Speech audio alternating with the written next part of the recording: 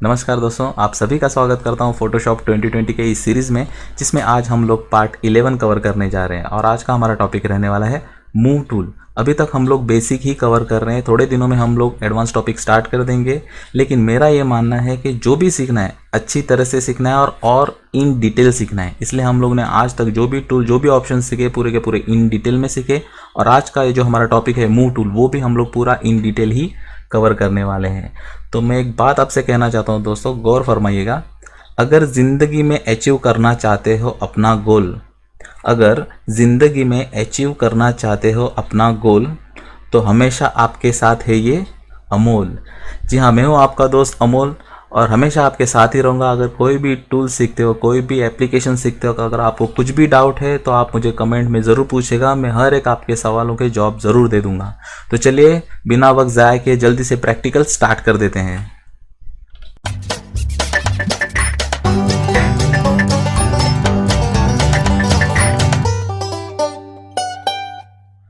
आप यहाँ पे देख सकते हो एक फ़ाइल मैंने बनाई है जिसमें कुछ इमेजेस मैंने इंसर्ट किए और हर एक इमेज को मैंने अलग अलग लेयर पे रखा है। उन सारी लेयर्स को अकॉर्डिंगली नाम भी देके रखा है। जैसे शेर वाली इमेज को मैंने टाइगर, यहाँ पे कैट भी दिख रही है, एलिफेंट भी दिख रहा है। तो हर एक लेयर को मैंने उस तरह से नाम देके रखे। और एक लेयर हमारे पास है जो कि है बैकग्राउंड। ये वाइट कलर आप देख सकते हो, ये बैकग्राउंड लेयर पे अवेलेबल है। तो चलिए बढ़ते हैं हमारे मूव टूल की ओर। मूव टूल सिलेक्ट करने के लिए आपको शॉर्टकट की मालूम है, वी प्रेस कर दोगे तो यहाँ पे मूव टूल सिलेक्ट हो जाएगा। ये ऐसा एक टूल है जिसे हम ज़्यादातर इस्तेमाल करते ही रहते हैं फोटोशॉप में, क्योंकि बहुत बार क्या होता है, हम लोग कुछ काम करते तो कोई भी एक चीज़, कोई भी एक एरिया या फिर इमेज एक जगह से दूसरी जगह पे हम लोगों को मूव करना होता है, ट्रांसफॉर्म करना होता है। तो बहुत बार हमें मूव टूल कंटिन्यूसली यूज़ करना पड़ता है। फिर आप अल्टरनेटिवली कोई भी एक टूल ऑपरेट करते रहोगे, उसी के साथ हम लोगों को बार बार मूव टूल सिलेक्ट करना पड़ रहा है। तो इसीलिए मूव टूल का अगर आप पोजीशन देखोगे तो टूल बार में सबसे ऊपर आपको मिलेगा। तो ये मूव टूल आपने सिलेक्ट कर लिया। अब आपको कोई भी इमेज को अगर मूव करना है तो सिंपल क्लिक करके आप आसानी से उसे मूव कर सकते हो। अगर मुझे ये इमेज को मूव करना है तो इसे भी मैं आसानी से मूव कर सकता हूँ। अब यहाँ पर मैं टाइगर वाली इमेज को मूव करने की कोशिश कर रहा हूँ तो ये मूव नहीं हो रही। क्यों? क्योंकि आप देख सकते हो ये टाइगर वाली लेयर जो है वो है लॉक्ड। तो इसे अनलॉक करो पहले। अनलॉक करने के बाद आप आसानी से उसे भी एक जगह से दूसरी जगह पर मूव कर सकते हो। तो इस तरह से हम लोग मूव करेंगे। अब यहाँ पे एग्जांपल के लिए मैंने इमेजेस लिए, लेकिन ऐसा ज़रूरी नहीं है। अगर आप मूव टूल का इस्तेमाल कर रहे हो तो आप टेक्स्ट को भी मूव कर सकते हो, कोई भी लेयर को, कोई भी इमेजेस को मूव कर सकते हो। और कोई भी अगर शेप आपने इंसर्ट किया है तो उसे भी आप मूव कर सकते हो, एडिट कर सकते हो, ट्रांसफॉर्म कर सकते हो। अभी तक हम लोग ने शेप टूल क्लियर नहीं किया है, इसलिए मैं एग्जांपल के लिए इमेज बता रहा हूँ। लेकिन आप ये सारी की सारी प्रॉपर्टी जो है मूव टूल की, शेप के लिए भी इस्तेमाल कर सकते हो। ठीक है, तो चलिए आगे बढ़ते हैं। हम लोग ने देखा किस तरह से क्लिक करके सिंपल हम लोग हर एक इमेज को मूव कर सकते हैं। यहाँ पे मैं इमेज भी बोल सकता हूँ या फिर ऑब्जेक्ट भी बोलूँगा तो भी चलेगा, कुछ प्रॉब्लम नहीं है।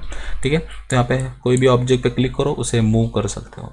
अगर आपको एक से ज़्यादा ऑब्जेक्ट सिलेक्ट करने हैं तो आपको सिंपल शिफ्ट की होल्ड करनी है और क्लिक करते जाना है। तो इस तरह से आप multiple object, multiple images select करके मूव कर सकते हो। ठीक है, ये एक मेथड हो गया सिलेक्शन के लिए।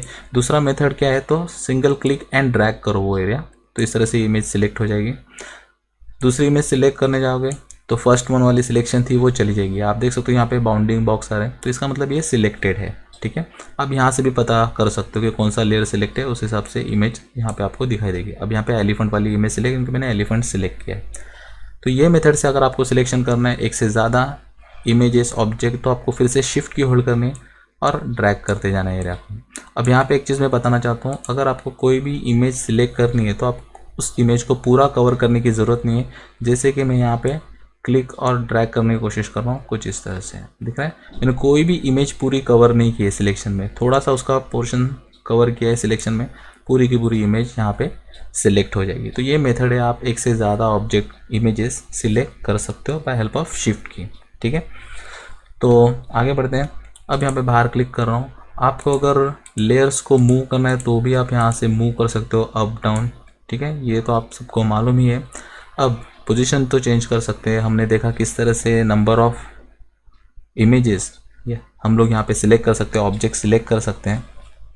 अब बात करते हैं, हम लोगों को अगर डुप्लीकेट निकालना है तो आपको क्या करना होगा। समझो मुझे ये कैट की और एक इमेज चाहिए, तो आपको सिंपल अल्ट की होल्ड करनी है। जैसे मैं अल्ट की होल्ड करूंगा तो आप कर्सर देख सकते हो चेंज हो गया, डबल एरो में ब्लैक एंड वाइट कलर में आ रहा है। अब मैं अल्ट की छोड़ रहा हूँ तो ये नॉर्मल हो गया, ठीक है। फिर से अल्ट की होल्ड कर रहा हूँ और क्लिक करके आपको ड्रैग करना है। आप देख सकते हो इस तरह से इसका डुप्लीकेट बन चुका है, कॉपी बन चुका है। डिलीट कर रहा हूँ, फिर से एक बार बताता हूँ, और ये इंस्टेंटली हो रहा है। आप नंबर ऑफ कॉपीज़ इसके बना सकते हो, जितने चाहिए उतने बनाओ। देखो कितने इजीली आप बना रहे हो। और यहाँ पे आप देख सकते हो ऑटोमेटिकली लेयर्स भी बन रही है, उसकी डुप्लीकेट बन रही है, कॉपी बन रही है, और हर एक को नाम cat copy 1, copy 2, copy 3, copy 5 इस तरह से आ रहा है, ठीक है। तो यहाँ पे कंट्रोल Z कर देता हूँ, ठीक है। हम फिर से नॉर्मल पोजीशन पे आ गए। तो यहाँ पे देख लिया कि किस तरह से मूव टूल सिलेक्ट है, तो आसानी से आप डुप्लीकेट भी बना सकते हो, कॉपी भी बना सकते हो। आगे बढ़ते हैं। अब यहाँ पे मैं समझो कुछ काम कर रहा हूँ, ठीक है। इमेज का पोजीशन मैं ऐसे कर देता हूँ, ठीक है। अब यहाँ पे एग्जांपल के लिए तो मैंने 3 इमेज ही लिए, लेकिन हम जब काम करते तो हमारे पास बहुत सारी लेयर्स होते हैं, बहुत सारे इमेजेस होते हैं, तो थोड़ा काम करना क्रिटिकल हो जाता है। जैसे अभी मुझे काम करना है इस एलिफेंट के इमेज पे, लेकिन मेरा अभी सिलेक्ट है कैट वाला। तो एक सिंपल मेथड से क्या कर सकते हो, यहाँ से ढूंढने से अच्छा आप राइट क्लिक करो और यहाँ पे जो भी लेयर का नाम आपने दिया है उसे क्लिक कर दो। जैसे एलिफेंट पे काम करना है तो एलिफेंट मैंने क्लिक कर दिया, आप देख सकते हो ये यहाँ पे सिलेक्ट हो चुका है, ठीक है। ये एक बात होगी। दूसरा, अगर आपने यहाँ पे बहुत सारी लेयर्स बना के रखी है तो उसमें से एट द टाइम आपको सिर्फ वही लेयर देखनी है। जैसे कि समझो मुझे ये चलो टाइगर वाली देखनी है, तो आपको सिंपल पहले टाइगर वाली इमेज को सिलेक्ट करना पड़ेगा। यहाँ पे मैं सिलेक्ट कर रहा हूँ, ठीक है। सिलेक्ट कर दिया, आप यहाँ से भी कर सकते सिंगल क्लिक करने के बाद।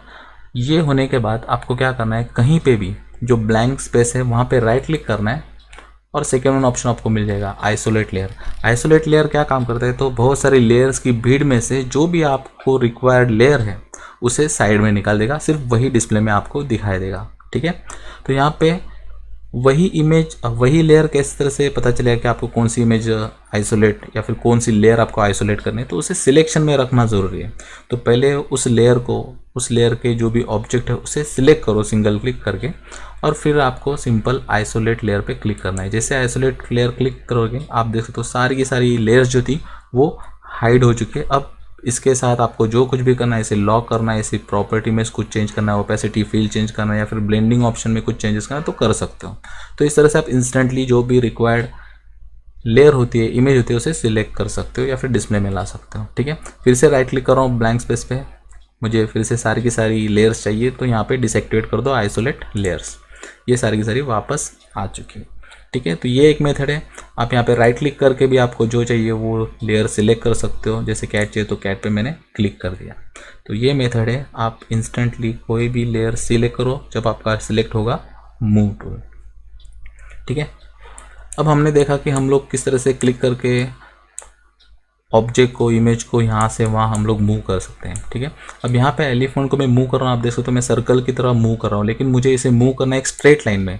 तो क्या करना होगा, सिंपल वे आपको फिर से शिफ्ट की होल्ड करनी है, लेकिन कब, समझो मुझे वर्टिकली स्ट्रेट लाइन में अप या फिर डाउन करना है, तो आपको पहले सिंगल क्लिक करके थोड़ा ऊपर या फिर नीचे करो, फिर शिफ्ट की होल्ड करो, तब उसे पता चलेगा आपको अप डाउन यहाँ पे मूव करना है, ठीक है। अब मैं कितना भी कोशिश करूँ लेफ्ट राइट जाने की, देखो कर्सर लेके जा रहा हूँ माउस का, लेकिन वो लेफ्ट राइट नहीं जा रहा है, एक ही लाइन में वो ऊपर नीचे ही होगा, क्योंकि मैंने शिफ्ट की होल्ड करके रखी है। अब यहाँ पे मैं क्लिक छोड़ रहा हूँ। अगर आपको लेफ्ट या फिर राइट जाना है तो शिफ्ट की होल्ड करके लेफ्ट राइट मूव करो, लेकिन आप अभी ऊपर नीचे नहीं जा सकते। तो जो पोजीशन है सिर्फ लेफ्ट या फिर राइट स्ट्रेट वे में आपको मूव करना है तो आप इस तरह से कर सकते हो, लेकिन अगर आपको वर्टिकल करना है तो फिर से शिफ्ट की छोड़ना होगा, देन फिर से शिफ्ट की होल्ड करके आपको अप एंड डाउन करना होगा, तब जाके आप वर्टिकली भी मूव कर सकते हो, ठीक है। तो ये एक मेथड है स्ट्रेट लाइन में, अगर कोई भी ऑब्जेक्ट आपको मूव करना है मूव टूल सेलेक्ट होने के बाद तो शिफ्ट की होल्ड करनी ज़रूरी है, ठीक है। आगे बढ़ते हैं प्रॉपर्टी की ओर। अब यहाँ पे क्या हो रहा है, जब मैं क्लिक कर रहा हूँ आप देख सकते हो ये इमेज जो है ऑटोमेटिकली सिलेक्ट हो रही है, ठीक है। अभी ऑटोमेटिकली सिलेक्ट क्यों हो रही है, क्योंकि यहाँ पे एक ऑप्शन मूव टूल के प्रॉपर्टी में एक फर्स्ट वन ऑप्शन है, आपको दिखेगा ऑटो सिलेक्ट, वो चेक्ड है। अगर मैं इसे अनचेक कर रहा हूँ तो आप देख सकते हो अब यहाँ पे मेरा सिलेक्ट है कैट वाला लेयर और मैं मूव करना चाहता हूँ एलिफेंट वाला। अगर मैं यहाँ पे क्लिक करके मूव करने की कोशिश करूँ तो यहाँ पे सिर्फ कैट ही मूव होती रहेगी, टाइगर और एलिफेंट मूव नहीं होंगे। क्यों, क्योंकि यहाँ पे ये ऑप्शन जो है अनचेक है, डिसएक्टिवेट है। तो यहाँ पे ये हमेशा एक्टिवेट रखो, ये मेरा भी फेवरेट है, इससे आपका टाइम बहुत बच जाता है। सिंगल क्लिक कर दोगे वो सिलेक्ट हो जाएगा और उसके साथ काम करना आप स्टार्ट कर दोगे। अगर वो अनचेक रहेगा तो आपको बार बार लेयर्स पे जाके कैट के साथ कुछ करना है तो कैट लेयर सिलेक्ट करो फिर मूव करो। अब यहाँ पे फिर से कैट ही मूव हो रहा है तो मुझे एलिफेंट पे काम करना है तो एलिफेंट सिलेक्ट करके फिर एलिफेंट पे काम करना होगा। इससे अच्छा है कि आप ये हमेशा एक्टिवेट रखो ऑटो सिलेक्ट। ठीक है, आगे बढ़ते हैं। अब ये देख सकते हो अलग अलग लेयर पे जो इमेज है, मुझे इन सबको एक ग्रुप में करना है क्योंकि आगे जाके जो भी काम करूँगा एक साथ ही इनके ऊपर काम करना है। तो आप लेयर सिलेक्ट कर सकते हो, शिफ्ट की होल्ड कर रहा हूँ, सबसे लास्ट वाली लेयर पे क्लिक करूँगा जिनको मुझे ग्रुप में करना है। तो यहाँ पे मैं टाइगर, कैट और एलिफेंट इन तीनों को ग्रुप में कन्वर्ट करना चाहता हूँ। तो सिलेक्ट किया, सिलेक्ट करने के बाद आपको क्या करना है, यहाँ पे आपको एक फोल्डर जैसा आइकॉन दिखेगा तो यहाँ से आप ग्रुप बना सकते हो। सो क्लिक करता हूँ, उनका एक ग्रुप यहाँ पे आप देख सकते हो बन चुका है। तो ये एक फोल्डर में, एक ग्रुप में तीनों के तीनों इमेजेस आपको, तीनों के तीनों लेयर्स आपको दिख जाएगी। अब मैं इसे मूव करने की कोशिश कर रहा हूँ तो आप देख सकते हो कि फिर भी इंडिविजुअल ही मूव हो रहा है। मेरा इंटेंशन क्या था, मैंने इसे ग्रुप क्यों किया था, क्योंकि मुझे इनको साथ में ही मूव करना है, जो भी करना है साथ में इनको इफेक्ट अप्लाई करना है। तो ऐसे वक्त पे क्या करना होगा, यहाँ पे प्रॉपर्टी में आपको दिख रहा है लेयर, यहाँ पे आपको जो सिलेक्शन है उसे कन्वर्ट करना होगा ग्रुप में। लेयर के बजाय आपको ग्रुप सिलेक्ट करना होगा और आप मूव करने की कोशिश करो तो आप देख पाओगे अब एक साथ जो है सारी की सारी इमेजेस जो है वो मूव हो रही है। ठीक है, तो ये था ऑप्शन, आप क्या सिलेक्ट करते हो, लेकिन यहाँ पे ग्रुप होना बहुत ज़रूरी है। ठीक है, तो यहाँ पे फिर से मैं लेयर कर देता हूँ। चलिए, अभी मुझे इस ग्रुप की कुछ ज़रूरत नहीं है तो सिलेक्ट करो, यहाँ पे ग्रुप को सिलेक्ट करो और यहाँ पे डिलीट ऑप्शन आपको दिख रहा है, इस पर क्लिक कर दो। डिलीट पे क्लिक करोगे पूछेगा क्या डिलीट करना है, ग्रुप और कंटेंट। इसका मतलब ये ग्रुप का फोल्डर भी और ये जो इमेजेस है वो भी डिलीट हो जाएगी। सो ग्रुप एंड कंटेंट्स का मतलब ये होता है। लेकिन अगर आपको सिर्फ ग्रुप डिलीट करना है तो यहाँ पे क्लिक करना होगा ग्रुप ओनली। तो आप देख सकते हो जो फोल्डर ऊपर बना था ग्रुप 1 वो डिलीट हो चुका है। अब जो पहले जैसा था वो हम लोगों को सारी की सारी लेयर्स यहाँ पे मिल गई है। ठीक है, अब बढ़ते हैं अगले ऑप्शन की ओर जो कि है शो ट्रांसफॉर्म कंट्रोल्स। ये भी एक इम्पोर्टेंट ऑप्शन है, जैसे कि ऑटो सिलेक्ट था। ये क्या करता है, जैसे क्लिक कर रहा हूँ इसे मूव कर सकता हूँ और साथ ही साथ आप देख सकते हो यहाँ पे जो बाउंडिंग बॉक्स आ रहे हैं उसकी वजह से आप जो है यहाँ पे आप देख सकते हो बाउंडिंग बॉक्स, इसकी वजह से आप उसका साइज़ रिसाइज कर सकते हो जैसे चाहिए वैसे। ठीक है, तो ये मैं साइज़ बढ़ाना चाहता हूँ तो यहाँ पे आप देख सकते हो चाहे जितना साइज़ बढ़ा सकते हो कम कर सकते हो। लेकिन अगर यहाँ पे चलो फिर से मूव टूल सिलेक्ट कर रहा हूँ, यहाँ पे समझो ये ऑप्शन एक्टिवेट नहीं होगा। तो देखो मैं सिलेक्ट तो कर पा रहा हूँ, मूव भी कर पा रहा हूँ, जो इमेज है उसे मूव कर पा रहा हूँ, लेकिन अगर ट्रांसफॉर्म करने की बारी आई, कुछ साइज़ कम ज़्यादा या फिर रोटेट करना चाहूँ तो नहीं कर सकता। तो उसके लिए मुझे शॉर्टकट की बार बार प्रेस करनी होगी जो कि है Ctrl+T। तो Ctrl+T प्रेस करने के बाद मैं इसका साइज़ कम ज़्यादा कर सकता हूँ, रोटेट करना है तो रोटेट भी कर सकता हूँ। ठीक है, तो ये एक हमारा फिर से टाइम वेस्ट हो जाता है, बार बार Ctrl+T शॉर्टकट की प्रेस करो। उससे अच्छा ये शो ट्रांसफॉर्म कंट्रोल एक्टिवेट रहने दो, अच्छा है, कुछ प्रॉब्लम नहीं है। तो इसकी वजह से हमेशा हम लोगों को जैसे ही क्लिक करोगे बाउंडिंग बॉक्स मिलते रहेंगे। ठीक है, ये था हमारा मूव टूल। आगे बढ़ते हैं, ये है अलाइनमेंट्स। लास्ट लेक्चर जब हम लोग ने स्लाइस सीखा था तब मैंने बताया था कि मूव टूल में हम लोग जो अलाइनमेंट्स है वो इन डिटेल सीखने वाले हैं। ठीक है, तो यहाँ पे हम लोगों को अलाइन करनी है तीनों के तीनों इमेजेस। ठीक है, तो इन तीनों इमेजेस को मुझे अगर अलाइन करना है तो आप फिलहाल तो ये सब ऑप्शन आप देख सकते हो एक्टिवेट नहीं है, उसके लिए आपको इमेजेस सिलेक्ट करनी पड़ेगी, एक नहीं एक से ज़्यादा, तब जाके आप अलाइन कर पाओगे ना। तो अलाइन करोगे तो कौन से हिसाब से करना है, तो यहाँ पे 3 डॉट्स आपको दिख रहे हैं, वहाँ पे आपका ऑप्शन मिलेगा अलाइन टू। यहाँ पे पहले कंफर्म कर दो सिलेक्शन के हिसाब से करना है या कैनवास, दोनों का मैं मतलब बताने जा रहा हूँ। कैनवास मतलब कि आप देख सकते हो व्हाइट कलर का जो पेज आपको दिख रहा है, आप फाइल बोल सकते हो, आर्ट बोर्ड बोल सकते हो, पेपर बोल सकते हो या फिर कैनवास। तो कैनवास के हिसाब से करना है। यहाँ पे जैसे मैं तीनों इमेजेस सिलेक्ट कर रहा हूँ और मैं अब ये देख सकते हो हर एक ऑप्शन एक्टिवेट हो चुका है। अब मैं यहाँ पे लेफ़्ट पे क्लिक करूँगा, लेफ़्ट, तो आप देख सकते हो हर एक इमेज जो है वो लेफ़्ट कैनवास के हिसाब से अलाइन हो चुकी है। अगर राइट करूँगा तो राइट जाएंगी, सेंटर करूँगा तो सेंटर में आ जाएगी। ये हॉरिजॉन्टल सेंटर हो गया उनका। ठीक है, ये हॉरिजॉन्टल अलाइनमेंट है, ये वर्टिकल। टॉप करूँगा तो टॉप में जाएगी, बॉटम करूँ तो बॉटम, वर्टिकल सेंटर में तो सेंटर। तो इस तरह से सेंटर, लेफ़्ट, राइट आप जैसे चाहे वैसे इन्हें अलाइन कर सकते हो। मैंने Ctrl+Z शॉर्टकट की प्रेस की अनडू के लिए, फिर से हम नॉर्मल पोजीशन पे आ गए। अब यहाँ पे मैं चेंज कर रहा हूँ कैनवास से लेके सिलेक्शन। ठीक है, तो यहाँ पे सिलेक्शन तो मैंने कर दिया। अब कौन सा सिलेक्शन, ये जो बाउंडिंग बॉक्स देख रहे हो ये सिलेक्शन हो गया, तो इसके हिसाब से ये अलाइन होने वाले हैं। अब मैं लेफ़्ट करूँगा तो इस सिलेक्शन का लेफ्ट ये है, तो यहाँ पे सारी की सारी इमेजेस लेफ्ट में आ जाएगी, ठीक है। कंट्रोल जेड, उसी तरह से राइट, कंट्रोल जेड, सेंटर में तो सेंटर में आ जाएगी। इस सिलेक्शन के हिसाब से ये काम करने वाली है। तो यहाँ पे टॉप करूँगा तो हर एक सिलेक्शन के टॉप में इमेजेस आ जाएगी, ठीक है जी। तो इसी तरह से बॉटम करना है तो बॉटम, मिडिल करना है तो मिडिल, वर्टिकल और हॉरिजॉन्टल अलाइनमेंट आप यहाँ से कर सकते हो। उसके बाद ये ऑप्शन आपको दिखेंगे डिस्ट्रीब्यूट करके, डिस्ट्रीब्यूट टू वर्टिकल और डिस्ट्रीब्यूट हॉरिजॉन्टली। अब ये काम जो है यहाँ पे भी आपको मिलेगा, दिख रहा है डिस्ट्रीब्यूट स्पेसिंग, ये सेम ऑप्शन यहाँ पे भी अवेलेबल है। ये सारे के सारे ऑप्शन है वो ये है। यहाँ पे जैसे 3 डॉट पे आप क्लिक करोगे, ये डिस्ट्रीब्यूट ऑप्शन आपको यहाँ पे नए मिलेंगे, इसे भी सीख लेंगे, लेकिन पहले ये स्पेसिंग क्या होता है देख लेते हैं। अब यहाँ पे हम लोग स्पेसिंग यानी कि 2 ऑब्जेक्ट के बीच में, 2 इमेजेस के बीच में जो भी डिस्टेंस है उसे अलाइन कर सकते हो। उनका स्पेस जो है कम ज़्यादा या फिर इक्वल ही रख सकते हो। अब यहाँ पे कम ज़्यादा है, एक्चुअली आप देख सकते हो ये 2 इमेज का स्पेस है कम है और यहाँ पे ज़्यादा है। तो मैं इसे सिलेक्ट करूँगा तीनों इमेज को और यहाँ पे मैं स्पेस पे क्लिक कर देता हूँ, ठीक है। ये स्पेस हम लोग इस्तेमाल करेंगे हॉरिजॉन्टल स्पेस, तो क्लिक कर रहा हूँ। अब आप देख सकते हो ये दोनों में जो स्पेस है उतना ही स्पेस यहाँ पे है, तो इंस्टेंटली आप इक्वल डिस्ट्रीब्यूशन कर सकते हो, ठीक है। कंट्रोल जेड कर देता हूँ। अब यहाँ पे इस तरह से वर्टिकली आपको चेंजेस करना है, फिर से सिलेक्ट करो, सिलेक्ट कर दिया। अब यहाँ पे वर्टिकली आप डिस्ट्रीब्यूट कर सकते हो। यहाँ पे डिस्टेंस कम है, यहाँ पे ज़्यादा है, तो यहाँ पे इक्वली इंस्टेंटली कर देगा। अब ये सेम डिस्टेंस है, अगर सेंटर में लाना है तो आप इस तरह से सेंटर भी कर सकते हो। तो ये अलाइनमेंट का अलग ही इस्तेमाल है और यूज़ है, तो हम लोग बार बार यूज़ कर सकते हैं हमारे रिक्वायरमेंट के हिसाब से, ठीक है। फिर से कंट्रोल जेड कर देते हैं, हमारे नॉर्मल पोजीशन पे आ जाते हैं, ठीक है। तो यहाँ तक तो क्लियर है आप लोगों को, ये अलाइनमेंट्स क्या है ये सारे के सारे यहाँ पे भी अवेलेबल है। हम लोग ने डिस्ट्रीब्यूट स्पेसिंग भी देखा। अब आते हैं ये मिडल वाले डिस्ट्रीब्यूट पे। इसके लिए हम लोग अलग फाइल पे जाएंगे जो कि ये है। अब यहाँ पे वही लेयर से, लेकिन मैंने क्या चेंजेस किए, इस फाइल में हर एक इमेज जो है एक रेक्टेंगुलर शेप में, आप देखते हैं वर्टिकल है, हॉरिजॉन्टल है, ये स्क्वायर टाइप में है। तो यहाँ पे आप देखोगे तो मैंने उन्हें प्रॉपरली क्रॉप करके सिलेक्ट करके रखा है। तो हर एक का अब एज है वो अलग है, अलग अलग एज में आप देख सकते हो। लेफ्ट एज आप देख सकते हो, यहाँ पे जो हाथी के दांत आ रही है यहाँ तक है लेफ्ट, ये राइट है, ये टॉप है, बॉटम है, ठीक है। अब यहाँ पे कैट का भी देख सकते हो, ये जो उसके कान आ रहे बिल्ली के, ये टॉप वाला हो गया, ये लेफ्ट साइड वाला है, ये राइट साइड, ये बॉटम। तो इसी तरह से टॉप बॉटम लेफ्ट राइट हर एक का एज अलग अलग है। तो यहाँ पे जो डिस्ट्रीब्यूशन होने वाला है ये एज के हिसाब से, ये इमेज भी देख सकते हो, एक हॉरिजॉन्टल लाइन है, ये टॉप एज, ये मिडल एज, ये बॉटम एज, ओके। तो इसी तरह से वर्टिकल और हॉरिजॉन्टल अलाइनमेंट हम लोग यहाँ पे करने वाले, डिस्ट्रीब्यूट करने वाले। तो चलिए प्रैक्टिकली करके देखते हैं। इसके लिए हम लोगों को इमेजेस जो है वो सिलेक्ट करनी पड़ेगी। सिलेक्ट कर दिया है।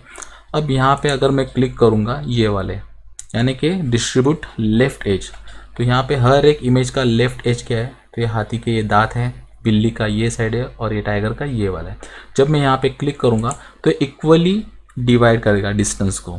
तो अगर आप देखोगे, अब यहाँ पे मैं गाइडलाइन इस्तेमाल करूँगा, ये डिस्टेंस, ये बिल्ली का जो है वो लेफ़्ट एज, एलिफेंट का लेफ़्ट एज यानी कि उसके दांत जो आपको दिख रहे हैं, और ये टाइगर का यहाँ पे।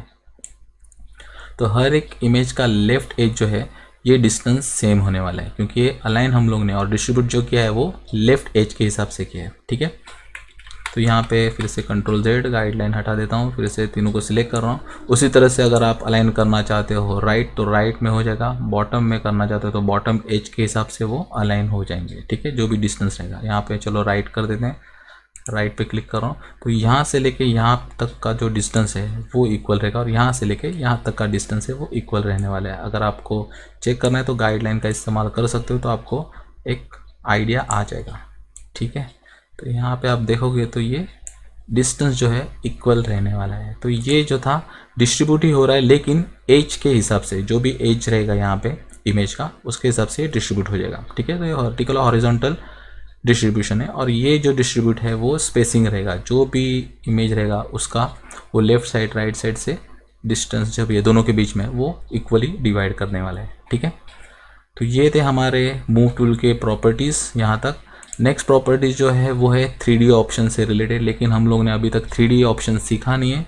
तो ये जब 3D सीखेंगे तो ये प्रॉपर्टी भी हम लोग क्लियर कर देंगे। ये भी बहुत आसान सा प्रॉपर्टीज़ है मूव का, लेकिन यहाँ तक आप सभी को ज़रूर समझ में आ रहेगा जो भी हम लोग ने सीखा है।